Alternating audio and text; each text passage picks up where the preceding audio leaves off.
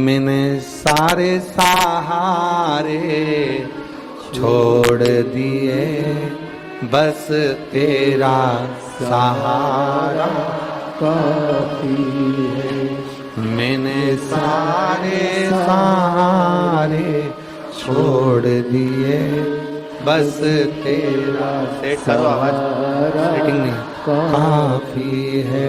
मैंने सारे सवारे छोड़ दिए, बस तेरा दवारा काफी है।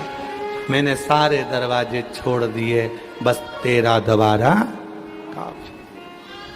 बोल। कई लोग कहते हैं गुरुजी हमारे ऊपर हमारे घर का बहुत बोझ है, मैं घर का अकेला व्यक्ति हूँ, बहुत वजन है मेरे ऊपर, बहुत बोझ है। मेरी माँ, मेरे पिता, मेरे भाई बहन का पूरा वजन मेरे ऊपर ही है। हम उनको कहते हैं तुम किस्मत वाले हो, किस्मत वाले हो। आज हमने देखा जब बाबा जी नाव लगवाए तो चतुर्वेदी जी अपन लोग नाव से जब जा रहे थे तो नाव वाले ने क्या कहा था कि इधर वजन ज़्यादा है, इधर साइड हो जाओ। हुए वजन इधर का इधर हो गए। फिर हमने देखा कि एक नाव खाली भी थी और जो नाव खाली थी वो कहीं इधर जा रही थी, कहीं उधर जा रही थी, कहीं इधर जा रही थी। जिस पे वजन था वो एकदम अपने रास्ते पर जा रही थी। अब कई लोग कहते हैं गुरुजी भगवान ना जाने सारा वजन मुझ पे डाल दिया, माता पिता का, भाई बहन का सारा वजन मेरे ऊपर है। हम कहते हैं तुम किस्मत वाले हो, जिसके मस्तक पर वजन होता है, बोझ होता है, वो कभी अपनी दिशा से भटकता नहीं है, वो अपनी दिशा पर चलता है, वो अपनी दिशा पर चल रहा है, वो दिशा से भटकता है। बेटी कहती है मेरे मायके का मेरे पास बोझ है, मैं कहता हूं बेटी तुम साधुवाद के पात्र। बहुएं कहती हैं मेरे पास मेरे सास ससुर का बोझा है, हम कहते हैं तुम किस्मत वाली हो जो तुम्हारे ऊपर बोझा, तुम दिशा से भटकोगी नहीं, तुम कभी भटकने वाले में से नहीं।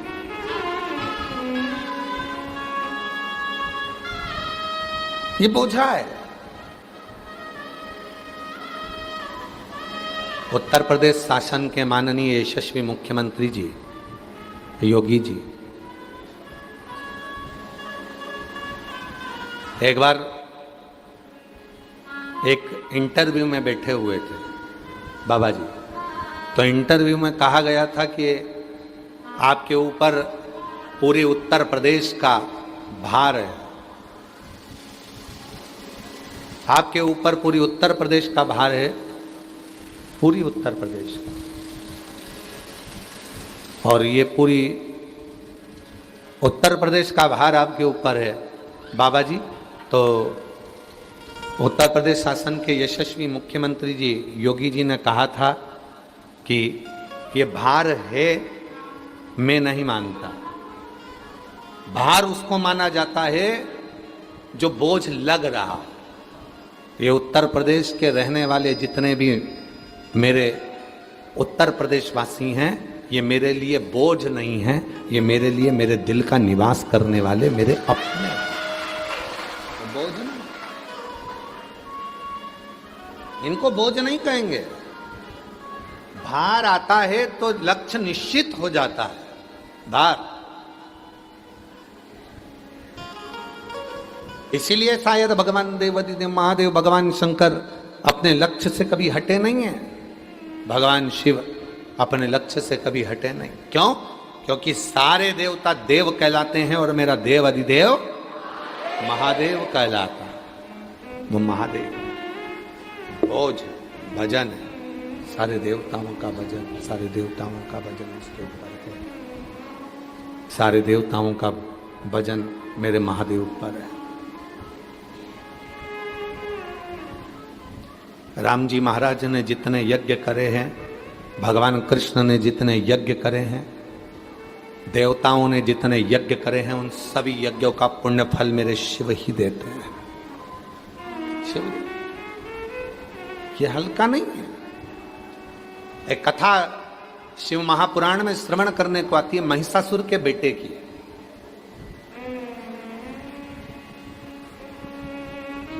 महिषासुर का जो लड़का था वो बड़ा विद्वान था, बहुत चतुर था।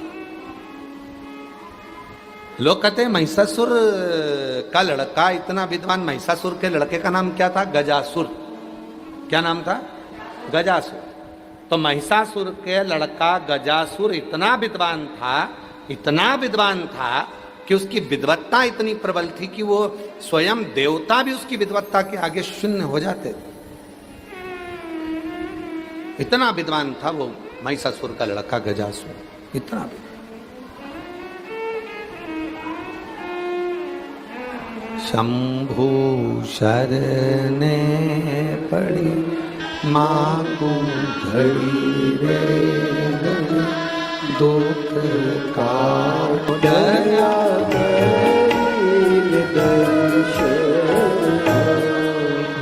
शिव कथा कर रही है, भगवान शंकर का पवित्र चरित्र कह रहा, शिव महापुराण कह रही है, शिव तत्व कह रहा है।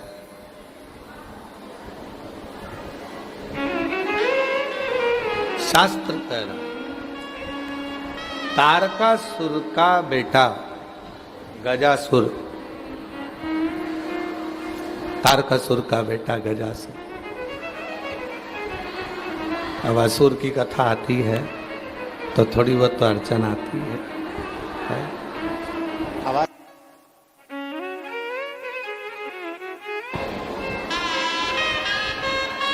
तारकासुर का बेटा गजासुर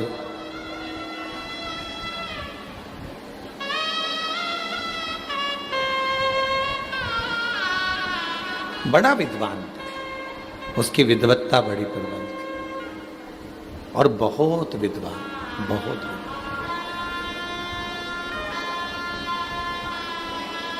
एक बार शिव का परम भक्त था गजासुर, शंकर जी का परम उपासक था, शिव जी की अविरल भक्ति करता था। एक बार इंद्रदेव ने गजासुर की परीक्षा ले ली थी।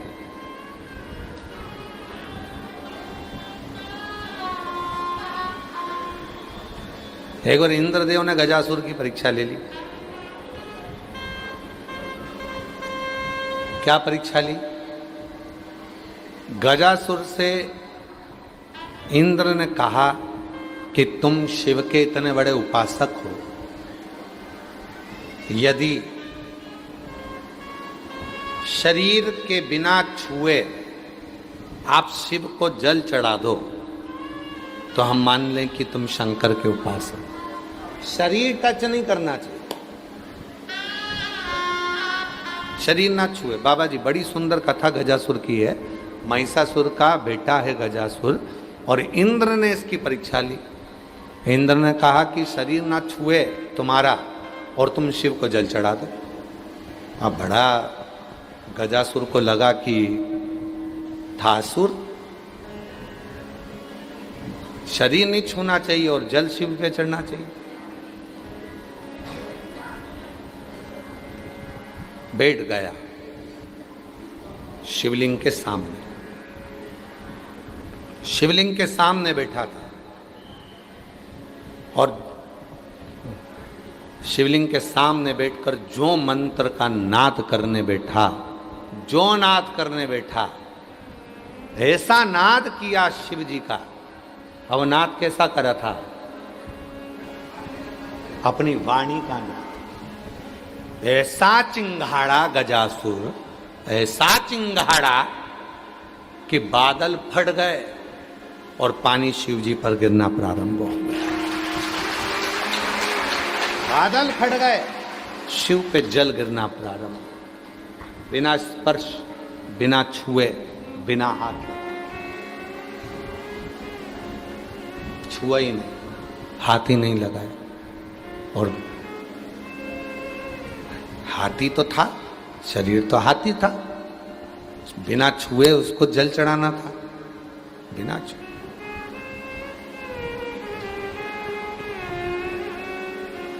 चिंगाड़ पर।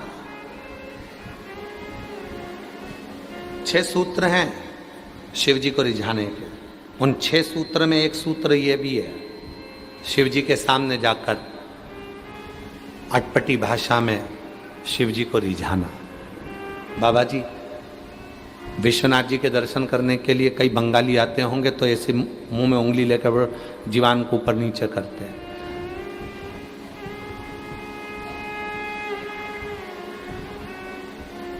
ये गजासुर का ही दिया हुआ है बाबा जी। गजासुर के पास में जब डमरू नहीं था शिव को रिझाने के लिए, तो केवल गजासुर ही ऐसा था जिसने गाल को डमरू बजाकर भगवान को रिझाया था। और आज भी सनातन धर्म में शिव को रिझाने की एक प्रथा है। जब व्यक्ति को लगता है कि मैं उलझन में फंस गया और मुझे कोई रास्ता नहीं मिल रहा, तो वो गाल का डमरू बनाता है। आप लोगों ने गाल का डमरू बनाकर कई बार पूजन करी होगी शिव जी को।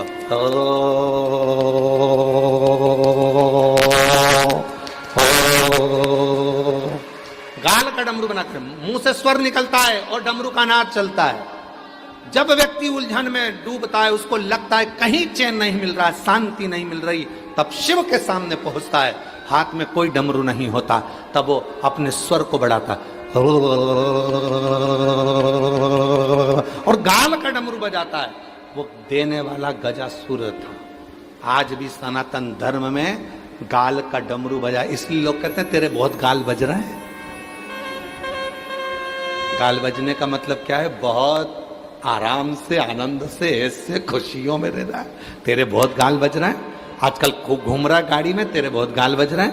खूब आनंद कर रहा है, खूब चकाचक खा रहा है, तेरे खूब गाल बज रहा है।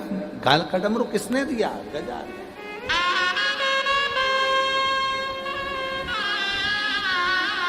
आता है तुम लोगों को बजाना? अरे बोलो तो जम के, चलो बजाओ, चालू हो जाओ।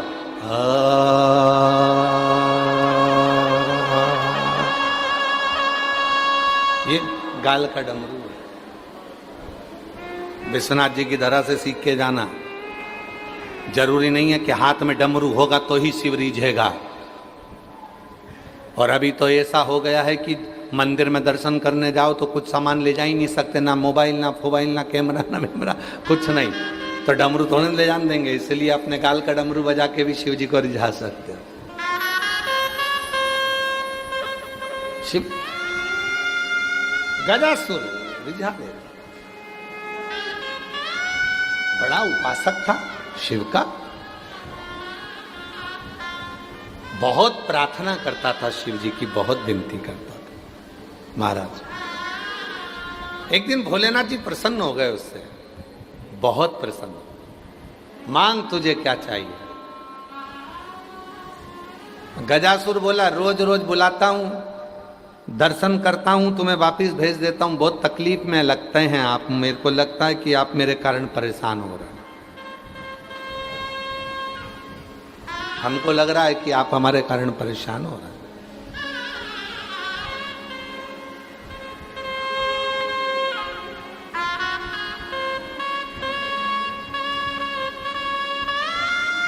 इसीलिए बाबा जी ऑनलाइन कथा हम थोड़ी कम दे पाते हैं, क्योंकि हम जो नज़ारा देख रहे हैं ना, तो हमको मालूम है कि प्रशासन भी परेशान होती है, आयोजक भी परेशान होते हैं, समिति भी परेशान होती है, और हमारे बाबा जी भी परेशान होते हैं। क्योंकि अब क्या होता है कि कोई का पहचान वाला आया, उसने थोड़ा सा दरवाज़ा खोला, उतनी देर में तो सब तैयारी में बैठी थी। अब उसके पहचान वाला अंदर आ रहा था, उतनी देर में दरवाजा पूरा खुल गया, सब अंदर आ गया। एक प्रहलाद के चक्कर में पूरा कुल तर गया। इसीलिए थोड़ा ऑनलाइन कथा देने के लिए थोड़ा सोचना पड़ता है, विचार करना पड़ता है। और बाबा जी तो रोज यहाँ से प्रार्थना कर रहे हैं आप लोगों से कि घर पर बैठकर सुनो, ऑनलाइन सुनो, घर पर सुनो, घर पर सुनो। आज भी हम बाबा जी के यहाँ गए थे, वहाँ बहुत सारी माताएं रो रही थी कि हमको कथा में जाना है, बाबा जी व्यवस्था कर दो। बाबा जी के मैं नहीं जा रहा हूं, तुम चली जाओ, मैं यहीं रह जाता हूं, जाना।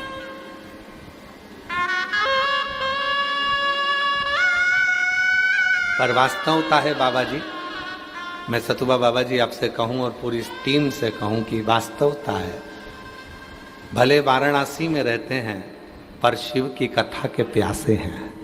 शिव की भगवान शंकर की कथा, और तुम चिंता मत करो, हम बाबा जी को छोड़ने वाले नहीं हैं, सतुबा बाबा जी को और पूरी टीम को भी नहीं छोड़ेंगे। तुम्हें जल्दी से जल्दी एक बार, अभी तो ऑनलाइन आए हैं, एक बार ऑफलाइन आते हैं।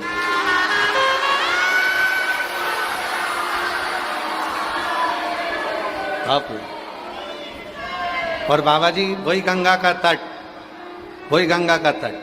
और आज वाराणसी की इस भूमि से कहकर जा रहे हैं, आप तो केवल टेंट लगाओ, साउंड लगाओ, बाबा आएगा, कथा कर कर चलेगा।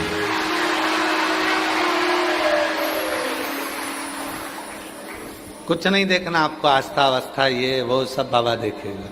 आप तो केवल इन भक्तों की व्यवस्था करो, इनको पवाओ, इनको बिठाओ, सुलाओ, आनंद से कथा सुनो, बहुत प्यास। और तुझसे मिलने के लिए तेरी कसम, तुझसे मिलने के लिए तेरी कसम, एक मुलाकात जरूरी है सनम, एक मुलाकात जरूरी है सनम। अब नवंबर का तो अपन पहले देखेंगे महीना में हम कहाँ कहाँ हैं, तो जो भी समय होगा उसको सूचित करें सबके लिए, सब।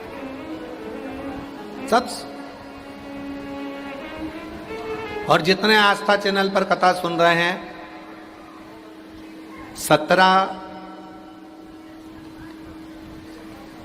17 अगस्त से 23 अगस्त तक जयंती स्टेडियम भिलाई में छत्तीसगढ़ में कथा है।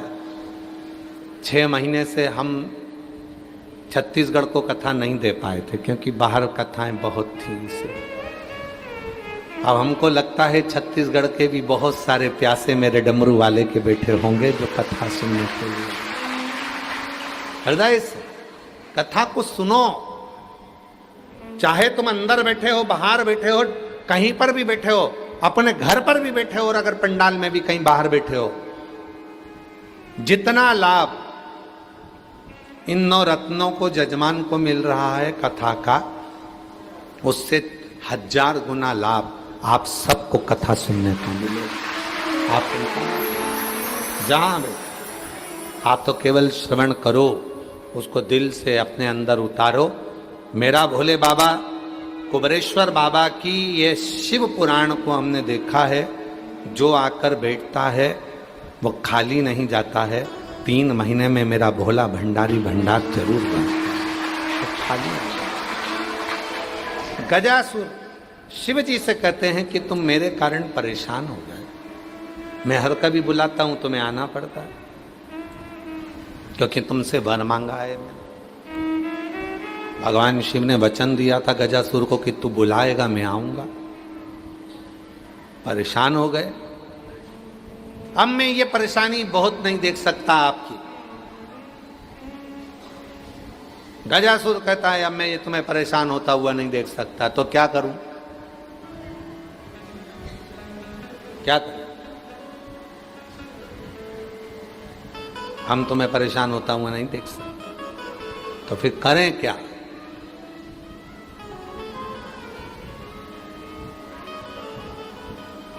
तो तुम्हारी परेशानी को देखते हुए ही सतुआ बाबा जी ने संजय केसरी जी को बोला कि बाहर टेंट लगाओ, पंखा लगाओ, LED लगाओ। और संजय केसरी जी ने आज, केसरी जी हम आपको साधुता देते हैं, आपके माता पिता भी आज खुश हो रहे होंगे कि ये शिव भक्तों के लिए आपने जो व्यवस्था बाहर करी उसके लिए एक बार जोरदार ताली बजाए साथ ही। बहुत बहुत संपूर्ण व्यवस्था, ये शिव की उदारता, शिव की करुणा। और तेरी कृपा बिना ना हिले, बाबा से पूछ लो, पहले उनसे पूछ लो फिर देखो, बात कर लो जाके।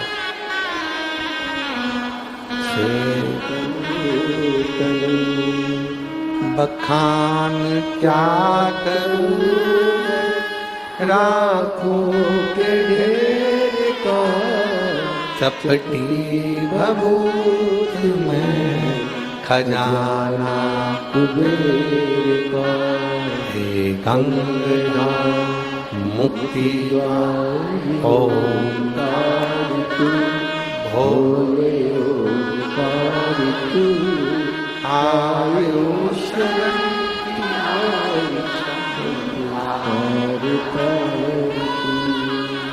गजासुर ने कहा कि मैं आपको बार बार परेशान नहीं देख सकता, आप बार बार आएंगे जाएंगे फिर जाएंगे।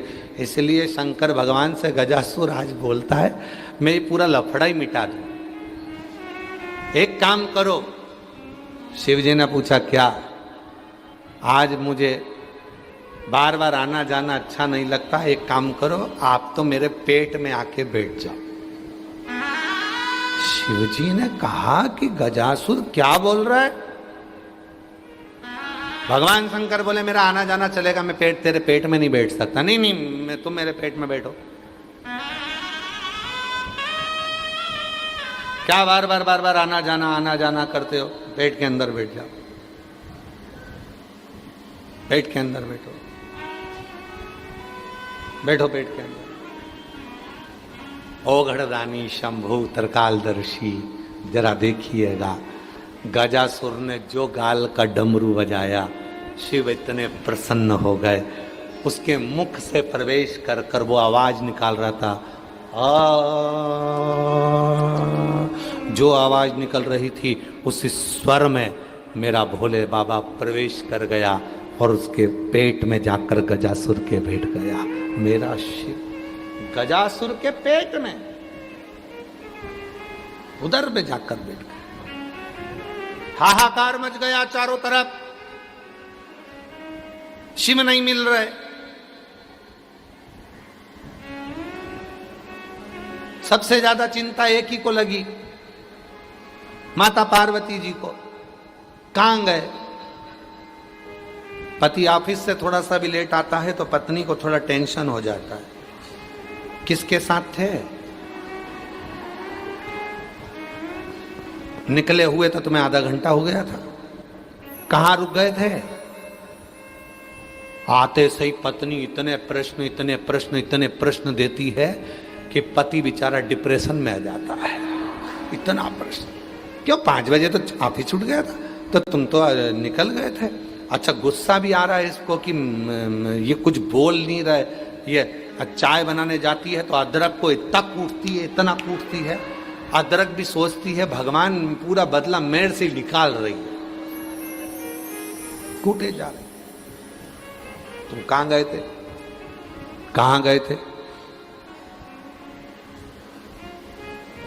गए कहां थे? बोलो तो, कहां गए थे? मोबाइल चला रहे, बोल नहीं रहे, कहां गए थे? मसान,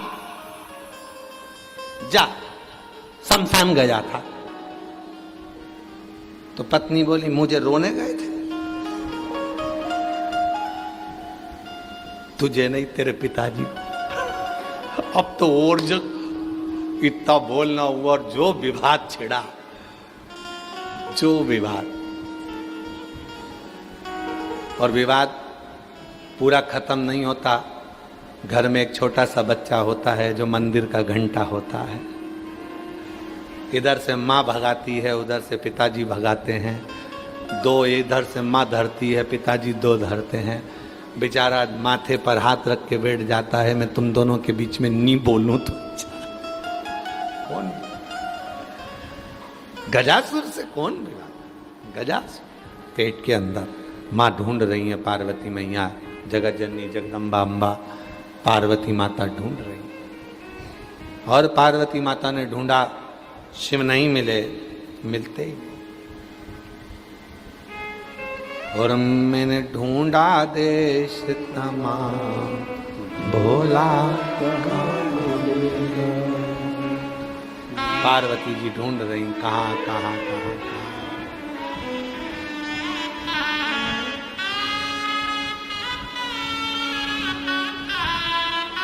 सभी वाद्य यंत्र हैं, एक एक वाद्य यंत्र को मौका दिया करो, जिससे सब वाद्य यंत्र को लोग सुन सके, आनंद ले सके।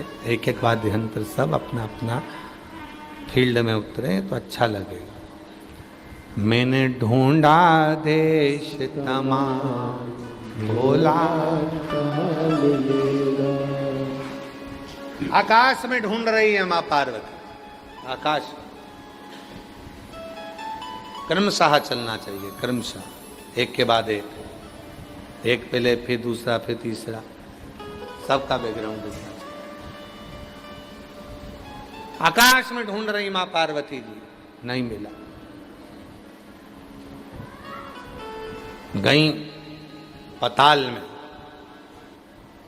मैंने ढूंढा देश तमाम, भोला कहाँ मिलेगा, कहाँ मिलेगा, कहाँ मिलेगा, कहाँ मिलेगा, कहाँ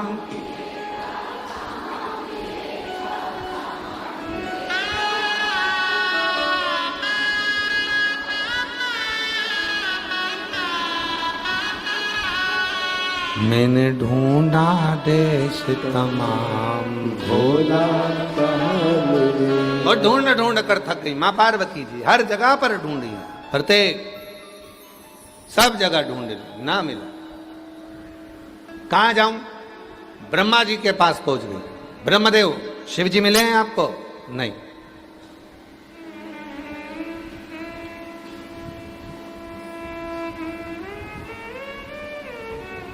भगवान भोलेनाथ मिले हैं आपको? नहीं। ये उसी में का हाल हो गया कर्नाटक का। कर्नाटक के सुदूर के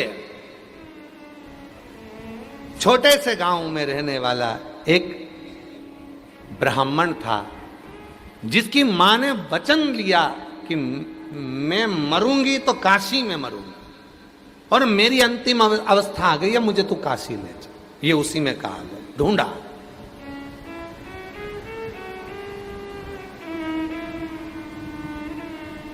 आए, काशी पहुंच रहे थे, भगवान भोलेनाथ जी को ढूंढ रहे थे, कहीं मिले। मां ने प्रवचन में सुना था, माता ने, मां ने प्रवचन में सुना था कि विश्वनाथ जी की धरा पर जब कोई प्राण छोड़ता है तो बाबा विश्वनाथ जी आकर उसको तारक मंत्र देते हैं।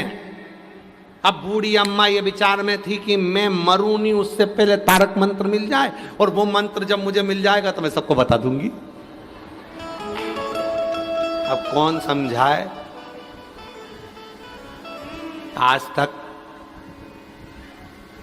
काशी वालों को ही नहीं मालूम है कि वो तारक मंत्र है कौन सा। जो मर कर चले गए उन्होंने आके नहीं बताया, ए बिमला, शिव जी ने मुझे ये वाला मंत्र दिया था। हाँ, सपने में आकर तुम्हें बता गए हो तो बात दूसरी है, पर सत्य कहें तो वो तारक मंत्र जो मेरे शिव देते हैं वो कोई दूसरा मंत्र नहीं होगा। हमको तो मालूम भी नहीं, क्योंकि हम निपटे ही नहीं, पर इतना जरूर है कि वो तारक मंत्र कोई दूसरा नहीं है, वो मन की शांति का राम नाम, कृष्ण नाम, शिव नाम का मंत्र। और मैंने ढूंढा देश तमाम, भोला कहाँ मिलेगा, कहाँ मिलेगा, कहाँ मिलेगा, कहाँ मिलेगा, कहाँ मिलेगा, कहाँ मिलेगा, कहाँ मिलेगा। मैंने ढूंढा देश तमाम, भोला कहाँ मिलेगा। ओ मैंने ढूंढा देश तमाम भोला कहाँ मिलेगा। मिल नहीं रहा। पार्वती जी को शिव जी मिले नहीं।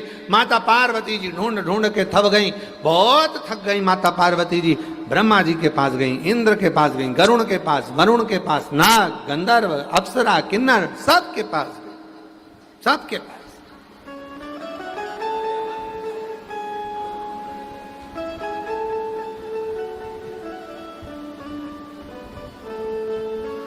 नाग, गंधर्व, अप्सरा, किन्नर, सबके पास। किन्नर का मतलब मालूम है? बोलो तो जम के। किन्नर का मतलब क्या है? मतलब पुरुष और स्त्री दोनों ना हो वो किन्नर है ना। किन्नर का मतलब है जो दिन रात 24 घंटे 3.5 करोड़ रोम छिद्र जिसके शरीर में है और 3.5 करोड़ बार दिन भर शिव का नाम लेता है, कीर्तन करता है, वही किन्नर है। वही हर पल, हर घड़ी, हर क्षण। अप्सरा किसको कहा गया? अप्सरा का मतलब क्या है? केवल नृत्य करने वाली, केवल नाचने वाली, वो अप्सरा नहीं है। अप्सरा का मतलब है जो शिव की भक्ति से तेज पाती हो। अप्सराएं किसी ब्यूटी पार्लर में नहीं जाती हैं। हम जिस होटल में ठहरे हैं, इस होटल से 80 घाट तक जाइए तो बीच में कम से कम इस साइड दोनों साइड मिला के 12 ब्यूटी पार्लर हैं। वो तो आज हम निकले तो मालूम पड़ा 12 ब्यूटी पार्लर बने हुए हैं। तो कई लोग कहे ये पार्लर, हाँ तो ये अप्सरा किसी ब्यूटी पार्लर में नहीं जाती हैं। अप्सरा का मतलब क्या है जो हमारे शास्त्र कहते हैं? गंधर्व, अप्सराएं, किन्नर सब जय घोष करने लगे, नाचने लगे, कूदने लगे। अप्सरा का मतलब क्या है? अप्सरा किसको कहा गया? कि ब्यूटी पार्लर में तैयार होकर आ गई वो अप्सरा होगी? डेंटिंग पेंटिंग करके आ गई वो अप्सरा होगी? धागे से 4 घंटे तक बैठी बैठी यूज करती रही वो अप्सरा होगी? 2 घंटे तक पेंसिल से लाइन खींचे, डब्बा भरे और 2 घंटे तक कांच के सामने मुंडा फाड़े से तो अप्सरा होगी ना। अप्सरा किसको कहा गया? अप्सरा किसको कहते हैं? किसको अप्सरा कहा गया? जो भगवान के शिव के सामने बैठती है और मंत्र में डूबती है, शिव के तेज से अपने शरीर का, अपने मुख का तेज बढ़ा लेती है, वो अप्सरा कहलाती है। भगवत भजन में जो अपने तेज को बढ़ाए, भगवत भजन में जो अपने स्वरूप की सुंदरता को बढ़ाए, वो अप्सरा है, वो अप्सरा। सुंदरता कैसे लगा लो जी, वाला क्रीम लगाओ, वाला पाउडर लगाओ, थोड़ा 4-6 तरह का तो क्रीम लगाना पड़ता है। धूप आ गई तो सन्स का लगाओ, ठंड पड़ गई तो कोल्ड का लगाओ, और नाक भे गई तो अब का लगाओ। ये चमक, ये दमक, फुलवन में महक, सब कुछ सरकार तुम ही से है। सुंदरता परमात्मा की भक्ति से मिलती है।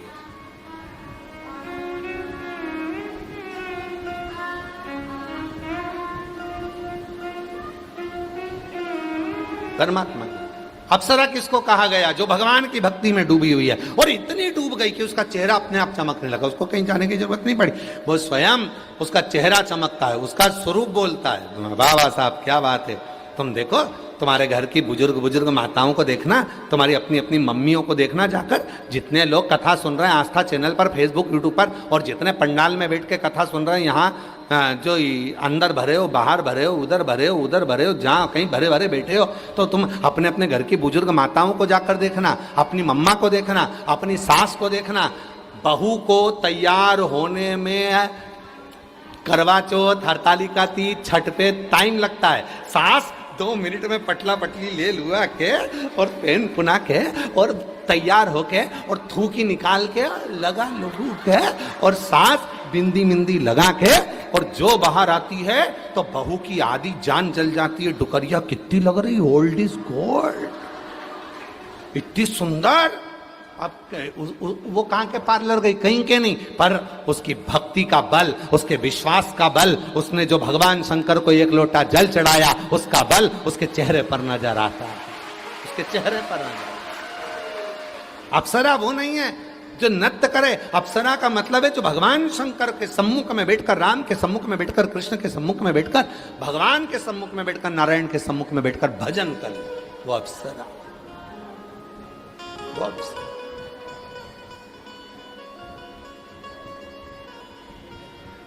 पूछा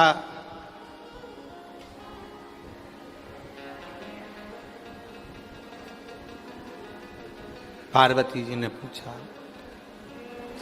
बाकी सी लटक गई, नैनों में अटक गई, कब तुम दरस दिखाओगा।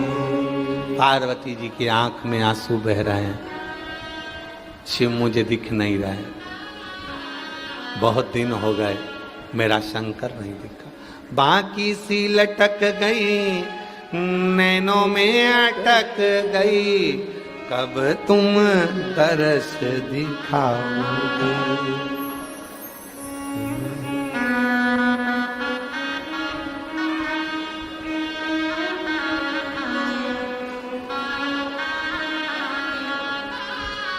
ओ काशी के भोलेनाथ, मन ने थारी याद सतावे। ओ काशी के भोलेनाथ, मन ने थारी याद सतावे। ओ काशी के भोलेनाथ, मन ने थारी याद सतावे। ओ काशी के